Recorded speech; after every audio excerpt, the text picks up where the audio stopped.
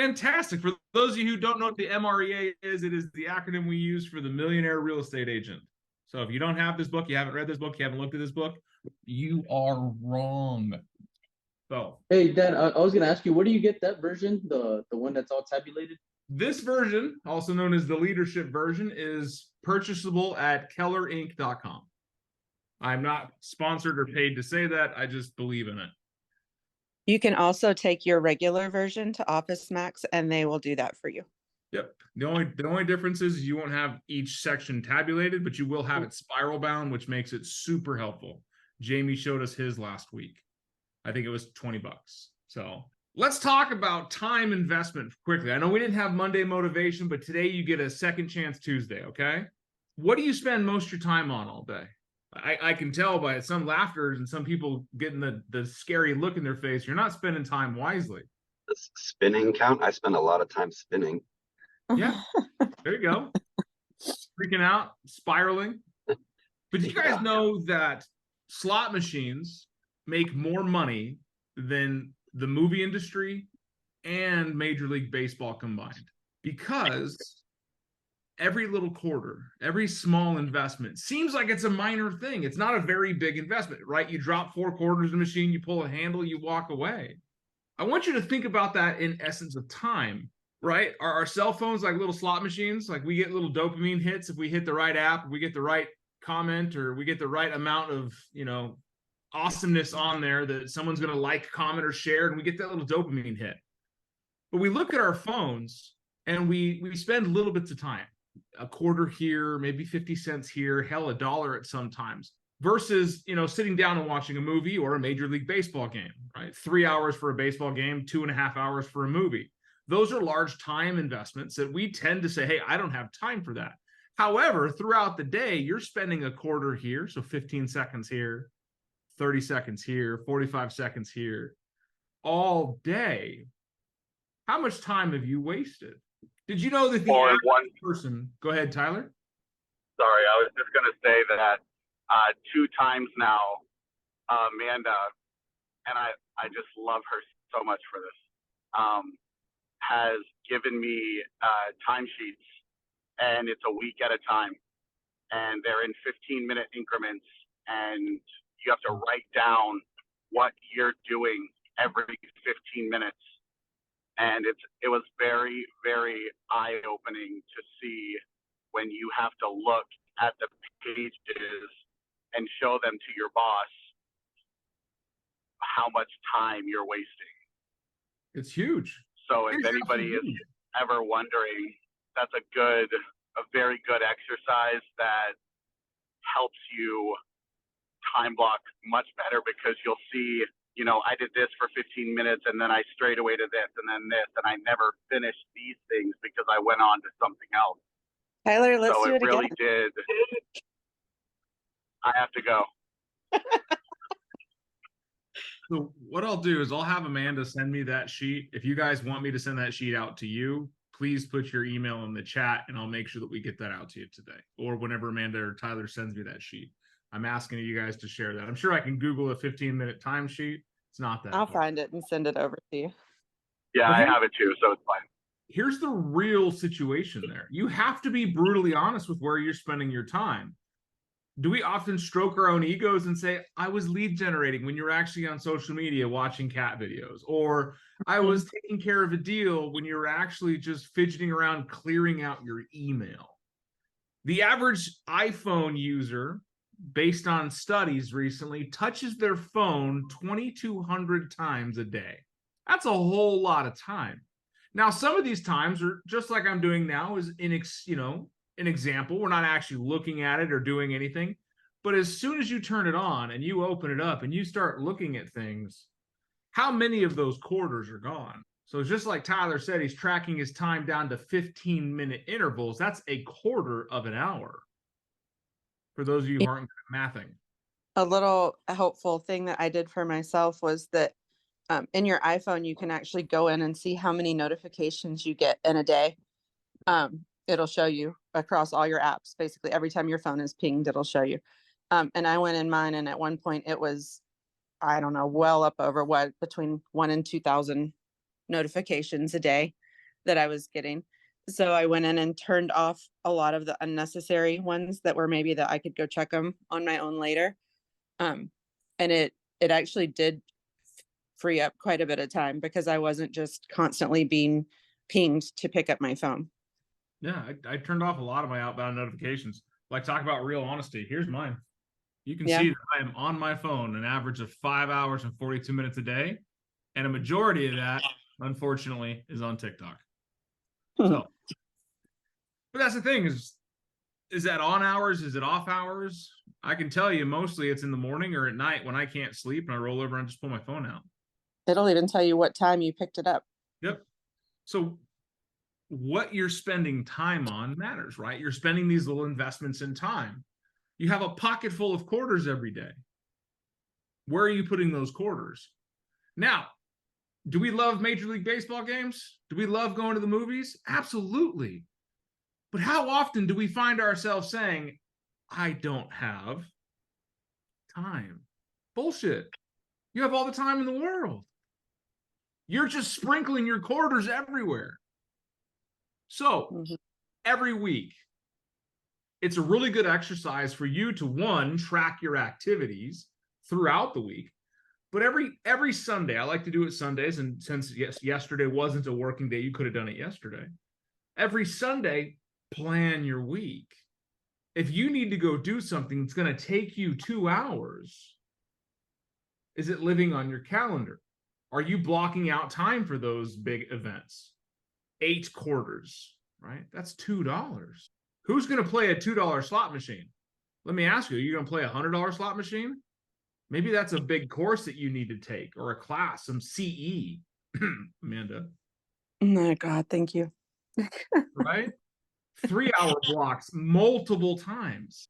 When we take the time every week, and this isn't something you do in the beginning of the year, I did business planning clinic, I'm good. If anyone knows what business planning clinic is, a lot of people will do it, they love it, and then they never look at it again until next business planning clinic. But every single day, you need to be planning and calendaring. Every week, you need to be strategizing and calendaring. Every Sunday, you should be able to know what big non-negotiable rocks you have that week. Dentist appointment, eye appointment, doctor's appointment, date night with my hubby, date night with my wife.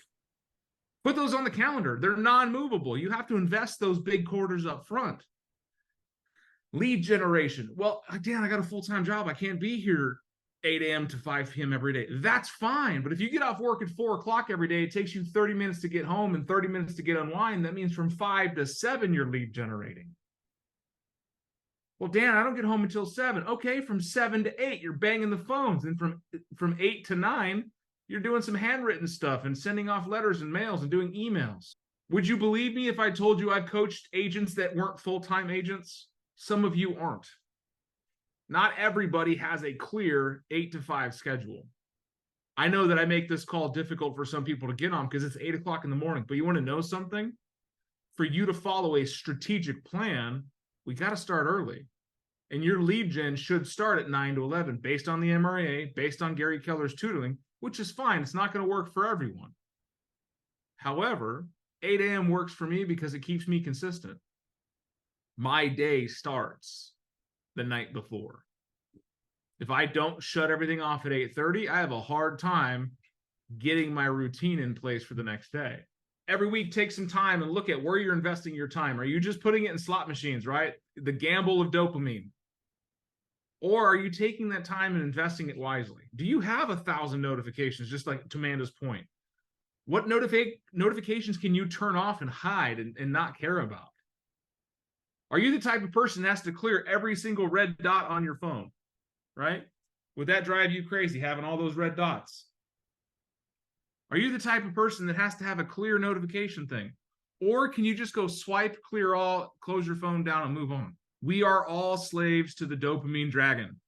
I hate to tell you, that's just how we're ran. Your phone has been designed. The social media apps are designed. The games are designed to be addicting. And just like anything, if you've ever fought an addiction, I'm proud of you. But your phone is one of the strongest addictions you didn't know you were suffering from. you will find yourself with a lot more time to be productive and successful when you realize where you're spending your time. Just like money, we're either spending it on things or we're investing it on things. When you spend, do you expect a return? No, it's just, I gave money away. I gave time away. But when I invest money, do I expect a return? Right? The difference between spending and investing is being critical about where it's going. I'm critical about where my money goes because I'm expecting it to do something for me. If I buy a brand new refrigerator, I'm not just going out and spending $3,000. I'm investing $3,000 into something my family is going to use every single day. Am I going to do a little bit of research? Am I going to ask some questions? I might look for a discount coupon. I might find ways of making my money go further. Can you do the same thing with your time? So be careful. The dopamine dragon is very sneaky. That's your Monday and Tuesday motivation shakeup. Any thoughts on it? Let me hear from you. We got a few more minutes. Just being new, I wanted to know if there's any other pointers you had about strategizing throughout your day. So 9 to 11, you said lead generation. Anything else specific? Oh, okay. Yeah, she's asking questions about what else should you structure your day with. Well, Gary Keller's told us from 8 to 8:30 is scripts and role play. That's where you practice your mindset, you get your word tracks in place, you really get yourself focused. From 8:30 to 9 is when you're getting your lists and your database set up. These are the people I'm going to call today. These are the activities I'm going to do for my lead generation series. During a typical market, 9 to 11, 2 hours a day. During a shifted market, you double it or triple it. Right now, we're definitely in a shifted market. So you could lead generate from 9 to noon, 9 to 1. If you don't have an active escrow, you don't have an active buyer or seller that you're showing around, you should be lead generating 8 hours a day. Finding business. And how that works is if you got business going on from 9 to noon, block yourself unavailable. Can I show houses at 9 o'clock? Nope, sorry, I'm lead generating. So 9 to 11, do that. From 11 to noon as you're updating your CRM, you're finishing out your thank you notes, you're taking notes and putting them in the CRM, and you're doing final touchbacks on people you needed to call back. Noon to 1, take a lunch, right? Lunch is very important, especially to me. From 1 to 3, it's another 2-hour block. This could be social media marketing. This could be door knocking. This could be open houses. This could also be doing showings and appointments. Then from 3 to 5 is another 2-hour block. This is your follow-up, your campaigning, your more open houses. You're blocking your time for what works for your schedule. I can tell you, I get at the office right around 8 o'clock, within a minute or so. Mark can attest, I've been 8:01 many times in my life.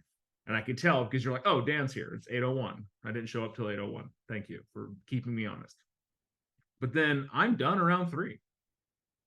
Because the rest of my day is pick up the kids, show houses, take care of sellers, and answer emails around 7 o'clock. But I'm not at the office past 3. Sometimes I'm not at the office past noon. But I'm almost always here in the morning. Because this is a very strategic time in my day where I need to get things done. I send out an email for training every Monday. And if I do not do it between my time block that I have, which is actually from 9 to 9:30, part of my lead generation activities is that email. Sometimes it doesn't get out until 7 o'clock at night. Chris, what time did you get that email about Ignite last night? About 8 o'clock. It was on my list of undone because even though it was Monday and we were off on Monday, I have a plan for Monday. But when I went back and revisited my day, which I typically do around 7 p.m., I said, oh shit, I didn't send out that Monday email. So I did it right then and there. So the activities of one, planning yourself, fantastic. That's a step ahead for success. But then going, like Tyler was saying, being scrutinized, being very, very, open and vulnerable. Let's say I around for 35 minutes looking at what you did, and then okay, what didn't I get done that had to be done today, and then getting those knocked out. Sometimes I don't have a 7 p.m. run. Sometimes I don't, because I know my day is done when I leave the office. And those days are great because when all my checks are done, all my boxes are checked off, people are taken care of. You know what? I'm okay with nothing on my schedule.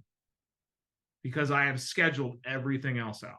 My son wanted to go see his friend yesterday. His friend lives 30 minutes away from me. It's a 30-minute one-way drive.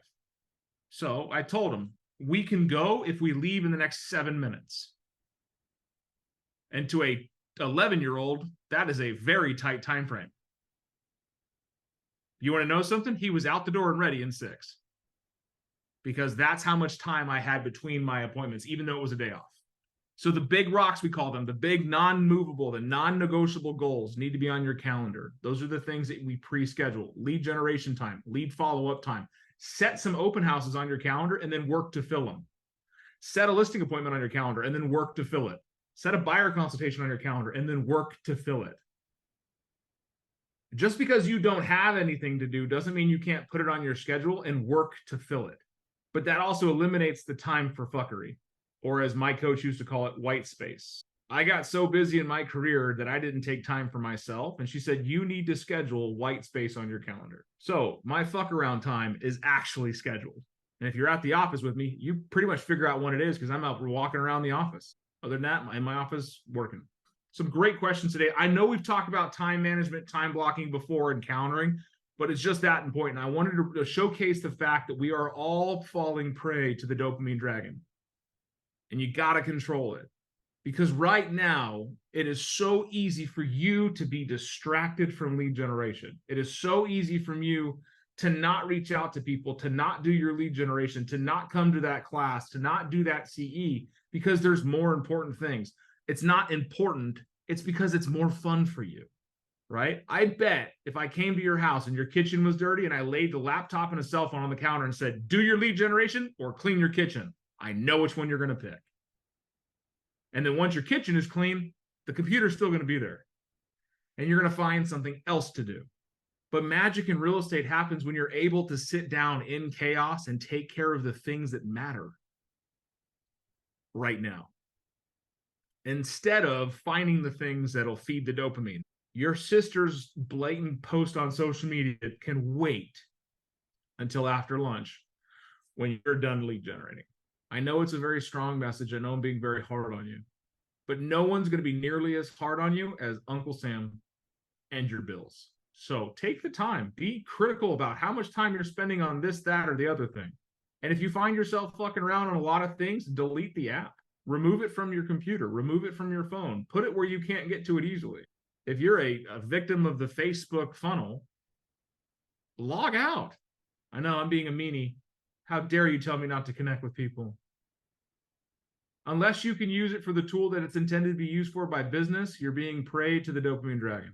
Who's excited to go change something today? Who's going to log out of Facebook or TikTok? For me, I actually turned off notifications for all my social media, which sucks because people message me on my business Facebook and I don't see it until I check in later that day. And you want to know something? That's why they have autoresponders. I am not a chain to my people. They are chained to me. I don't get whisked away in the current of everyday business. I drag it with me. You can either make time to schedule yourself and control your day, or the day is going to win. It's going to beat the crap out of you and control you. And after so long, you get to a rhythm where you get things done. Like Amanda Clark showed us her calendar a couple times over the years when I've had classes and calls and talks about this. And she's got her calendar booked from like 6 a.m. to 8 p.m. every 15 minutes. Sometimes it's longer, sometimes it's shorter, but it's color coded. It's, for me, with my OCD, and I'm like, that is too much color. That is too much thing. But it keeps her focused. It keeps her busy. And whatever works for you, do it. And if you need help figuring that out, that's why you have a coach. Talk to them on your one-on-ones, talk to them in your group sessions, talk to them on your accountability calls. Set down to schedule your time. Then you have to honor it. Just make sure you're honoring your calendar too, right? Just because you schedule it, don't let other things distract you and then go do other things. Absolutely. Jamie's 100% there. That's a great ending point. If you're going to take the time to create it, why don't you follow it? Like, I have Ignite for the next 4 weeks from 9 a.m. to 11. Some days I'm teaching, some days I'm not, but it's on my calendar. So I know every day, 9 to 11, we teach this Ignite class. And there's a reason we teach Ignite from 9 to 11. Can anyone guess why we teach Ignite from 9 to 11? Lead gen. If you're That's your in the lead habit Trains of generation. you for your lead generation. Yep. It sets you up to have 9 to 11 booked on your calendar. And it typically takes 66 days to form a habit. But after 4 weeks, if I can get you moving in that 9 to 11 time frame, then it's easy for you to continue that on. So I do have a couple emails in the chat. If there's anyone else that wants us to send that thing to you, let me know. Please put it in the chat so we can get that done. I'm going to download the chat here in a little bit. And once I get that figured out, I'll get it sent out later. So any other questions, comments, concerns, or points of anything before we kick you out of here in the next 2 minutes? Gio. Yes. I remember a while back, a couple of weeks ago, you mentioned something about the something along the lines of like DD2 or something like that. Yeah, DDD2. It's a DDD2. campaign for follow-up. Do the database 2 numbers at a time. Is that's something that like is scheduled, right, with our market centers, or Not scheduled with the market center. It's actually a bold thing. However, Bold? There I've we been go. freely sharing it outside of bold because I think it's that good. And you can Google DT, the dog taco dog number 2, or Delta Tango Delta Dose. So DDD2, Okay. it's a schedule for follow-up that you can call people systematically in your schedule. So every Monday it starts, and it starts a new letter set every Monday. But that's part of bold. Yeah, it's something they talk about in bold. Okay. However, Thank you. there's a lot of us that are sharing it freely because we know it's a really good reason. And people tend to not lead generate because they don't have a reason to call. Well, how about they're in your database? That's your reason. Boom. Go make some phone calls. So Bree says she saw Ignite 8 to 11 and 9 to noon. This depends on how they're running it. So here at our market center, I know you guys are running it later in Goodyear, but here in Tucson, we start today and it's 9 to 11 because I run it condensed. The actual Ignite program is a 3-hour course from 9 to noon because it tacks on 30 minutes of scripts and role play, 30 minutes of lead generation, or 30 minutes of contracts class at the back of those classes. Here at my market center, we have broken out our contract series into a different class so we can be more focused on it. I would challenge every agent to do Ignite.